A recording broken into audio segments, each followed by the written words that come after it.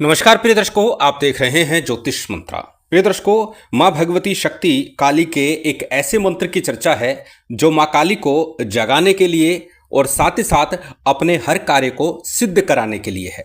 जिस भी कामना को, जिस भी मनोकामना को, जिस भी कार्य को ध्यान में रख करके, मन में रख करके इस मंत्र का उच्चारण किया जाता है, निश्चित ही वो सफल होता है, पूर्ण होता है।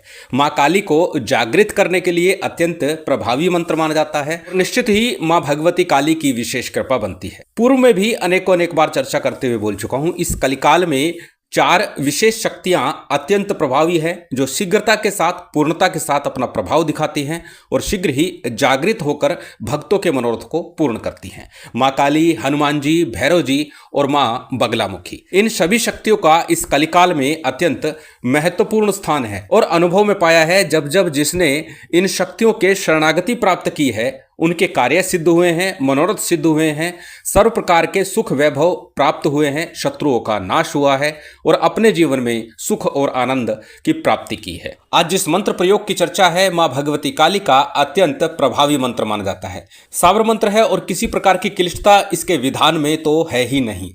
बिना किसी विधि विधान के भी यदि आप केवल इस मंत्र का जप मात्र भी करते हैं तो भी आप अपने कार्यों को सिद्ध होता देखते हैं, आपकी मनोकामना पूर्ण होती है। काल पर भी जो विजय प्राप्त करा दे वही काली है। इसीलिए कहा जाता है कि माँ काली के भक्तों पर प्रथम तो कोई विपदा परेशानी आती नहीं और आती भी है तो उसका निराकरण शीघ्र हो जाता है। बहुत अधिक प्रयास करने की आवश्यकता नहीं होती। यदि मन से माँ को पुकारा जाए, सच्चे मन से, हृदय से माँ की आराधना की जाए, उनके मंत्रों का जप किया जाए, तो ऐसा हो नहीं सकता कि माँ की कृपा ना बने और आपके कार्यों में अवरोध समाप्त ना हो, परेशानियां खत्म ना हो और आपके कार्यों की सिद्धि ना हो। ऐसा हो ही नहीं सकता। तो चलिए अधिक विलंब न करते हुए जानते हैं आज के उस मंत्र विधान को। जैसे कि मैंने बताया कि बिना सिद्ध किए भी प्रयोग कर सकते हैं, परंतु बार बार हर बार एक बात बोलता हूं कि चाहे सिद्ध करने की आवश्यकता हो अथवा ना हो, फिर भी कोई भी मंत्र जाप जब आप आरंभ करते हैं तो एक बार सिद्धि विधान या उसका थोड़ा पूजा विधान अवश्य करें। जहां तक बात करें इस मंत्र विधान की, तो इसमें मंत्र का जप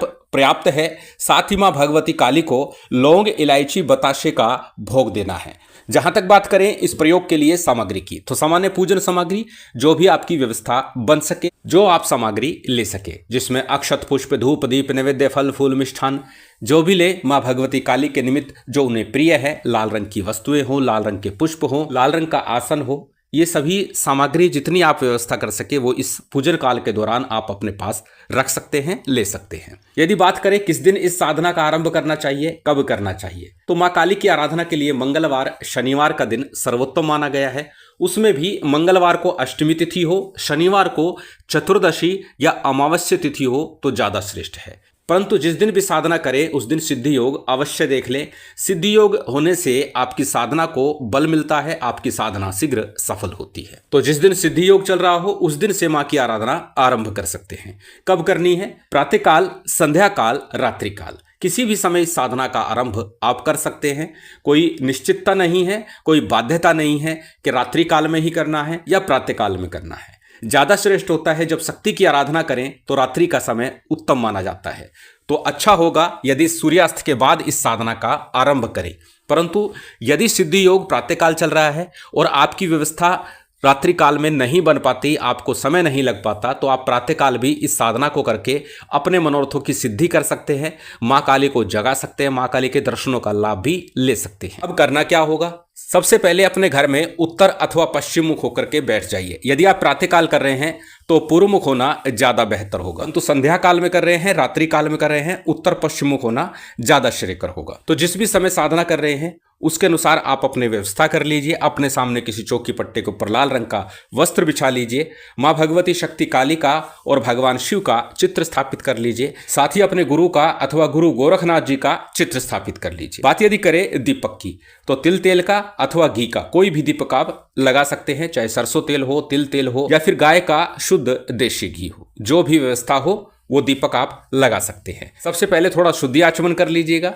शुद्धि आचमन के लिए दाहिने हाथ में जल लीजिए, अपने ऊपर जल छिड़किए, जो सामग्री रखी है उसके ऊपर जल छिड़क लीजिए। उसके बाद में दीप प्रज्वलित कर लीजिए।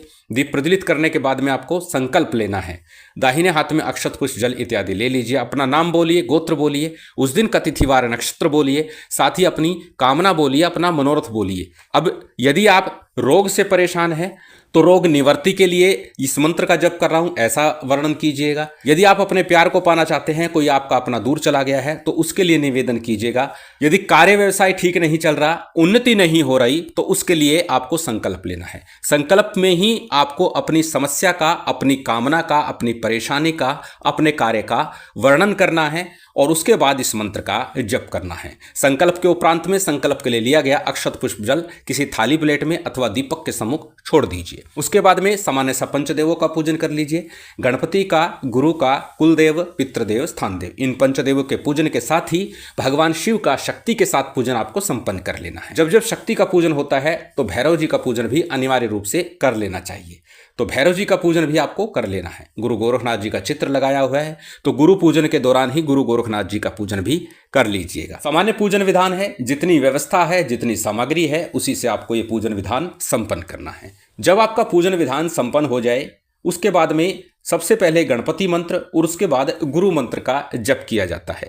गणपति मंत्र के रूप में ओम गंग गणपते नमः, ओम गणेशाय नमः, ओम वक्रतुंडाय नमः। कोई भी एक गणपति मंत्र जिसे आप सहजता सरलता के साथ बोल सके, जप कर सके, उस एक गणपति मंत्र का आपको जप करना है। यथाशक्ति कर सकते हैं, 11 बार जप कीजिए और उसके बाद गुरु मंत्र का जप करना है। गुरु मंत्र जो गुरु दीक्षा के समय मिला है वह गुरु मंत्र है। यदि आपने गुरु दीक्षा नहीं ली तो भगवान शिव के ही पंचाक्षरी मंत्र ओम नमः शिवाय का अथवा गुरु गोरखनाथ जी के ओम गुरु गोरक्षनाथाय नमः या ओम शिव गोरक्षनाथाय नमः मंत्र का यथाशक्ति या एक माला का जप कर लीजिएगा। अच्छा होगा यदि आपने गुरु दीक्षा नहीं ली है तो भगवान शिव के ही पंचाक्षरी मंत्र या गुरु गोरखनाथ जी के मंत्र का एक माला का जप कम से कम अवश्य कीजिएगा। बात यदि करें आज के मंत्र की, ये मंत्र अत्यंत सरल है। जैसे कि मैंने आरंभ में कहा था कि माँ भगवती शक्ति को जगाने का मंत्र है, जागृत करने का मंत्र है। पूर्ण हृदय से, मन से माँ भगवती के अनुनय विनय प्रार्थना करते हुए, चिंतन करते हुए, ध्यान करते हुए इस मंत्र का जप करना है। माला की बात करें तो रुद्राक्ष की माला का प्रयोग कर सकते हैं, काले हकीक की माला का प्रयोग कर सकते हैं, लाल हकीक की माला का प्रयोग कर सकते हैं, अथवा माला नहीं भी है तो बिना माला के 20 से 25 मिनट लगातार माँ भगवती का ध्यान चिंतन करते हुए इस मंत्र का जप किया जा सकता है। जो भी माला लेंगे वह प्राण प्रतिष्ठित लेंगे, अन्यथा बिना माला के ही माँ भगवती के शरणागत होकर के मंत्र का जप कीजिएगा। मंत्र अत्यंत सरल आपकी स्क्रीन पर है, एक बार बोल करके बता देता हूं। मंत्र इस प्रकार है। चेत माई कालिका, चितावे तेरा बालका, सोते को जगा, जागते को बैठा, अमुक कार्य कर, गुरु गोरखनाथ जी का आदेश।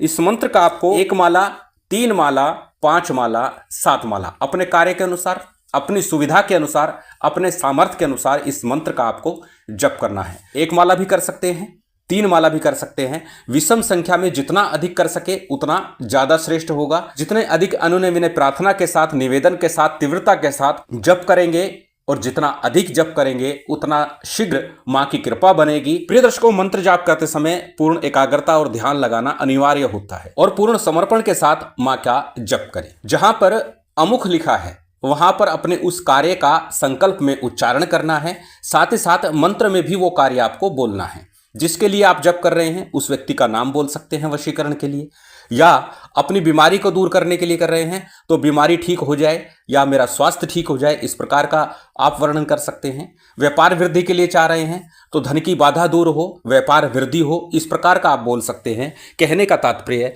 जहां पर अमुख लिखा है वहां पर अपनी कामना, अपना कार्य, अपनी मनोकामना आपको बोलनी है। जप के उपरांत मां भगवती शक्ति की आरती कीजिएगा और अग्नि के ऊपर लौंग, इलायची, बताशे का भोग लगाइएगा। 1 बताशा, 2 लौंग, 1 इलायची मां भगवती को अर्पित कीजिएगा। यही भोग आपके लिए श्रेष्ठ होगा। अब ये साधना करनी कितने दिन है? कार्य के अनुसार है। जिस प्रकार का आपका कार्य है उसी के अनुसार ये साधना आपकी चलती है। सामान्य कार्य है तो 11 दिवस की अथवा 21 दिवस में ही आपका कार्य संपन्न हो जाएगा। कोई क्लिष्ट कार्य है तो उसके लिए थोड़ा समय अधिक लग सकता है, परंतु कार्य निश्चित होगा। मां भगवती शक्ति की विशेष कृपा भी प्राप्त होगी।